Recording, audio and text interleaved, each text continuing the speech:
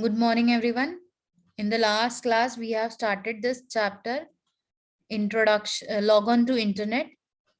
And today we are going to continue this chapter from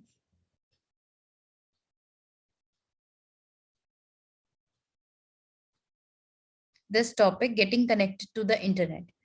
Okay, so if you want to connect your system to the internet, you have to follow these steps. First is get connected with ISP by switching on your router or your modem. So first of all, you have to internet service provider, the whatever the service provider company you are using, maybe Airtel, Geo, or any other CFE broadband or whatever the company you are using, you have to switch on your modem. Second is click on the web browser icon on the Windows desktop. You can use any of the browser, Google Chrome, Internet Explorer, Mozilla Firefox, any browser you can use. You have to open your browser and start surfing. You can search any topic, like you can open the URL. You must be aware of the URL of the site which you wanted to open, or you can search it on Google. Okay, now every website is having a home page, or the first page of every website is called as the home page of the site. For example, if I'll open the school my class board, then this is the home page of my portal. This is not the home page of your portal because it's a teacher's portal. Your portal, maybe it looks in a different way, right? So this is the home page of my portal as a teacher. So similarly, every website has a front page or a home page. Front page of every website is called as the home page of the website. For example, now if I'll open the school website, www.crpfpsdwarka.in. So this page is the home page of our school website, right? This is a home page.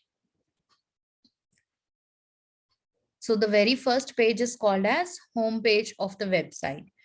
Okay, now navigating a web page. Navigating a web page means now in the website, we have many different types of links which are called as hyperlinks. The word can be converted, the images can be converted into hyperlinks. By clicking on these links, you will be navigated to some other location, to some other page. Now, for example, in the school website, I just wanted to see the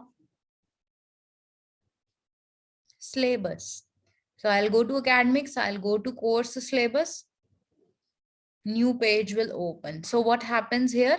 I just went to a particular link. Academics is a link. Now there are some sub links in this topic, in this tab. Now I have to choose on whatever link I wanted to open, course syllabus, then I'll click on that. And a new page, I'll be navigated to some other page which appears like this.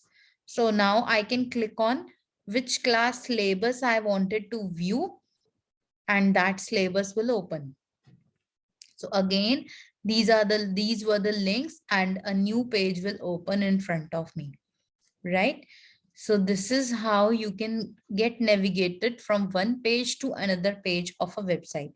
Once you have loaded a web page, you can navigate around that pages and other pages linked with that website using the mouse pointer. How can you identify that this word is a link or not?